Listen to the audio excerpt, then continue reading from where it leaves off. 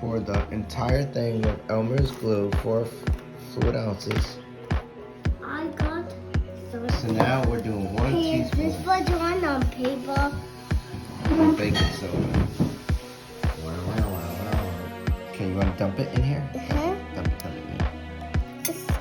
It's so fluffy. So Yeah, mix it very good. Mix it very good, Amaya. Keep like cake. Mix it, yep, keep mixing it. Mix it very good. Yep. You happy? no, I did. I got. Alright, so we put some of this. We put 1 tablespoon of this in there. Green. And now we're putting. Oh. What is Make it? green. We put some food color in it. Dude, that was supposed to be red and blue. Why is it turning green? That looks nice, right? Yeah. I thought. Ooh, I like the way it looks. I like the way it Wait. looks.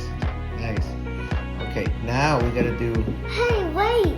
Now we gotta add this to it, okay? Now we have to add this. Hey, This stuff too. wait.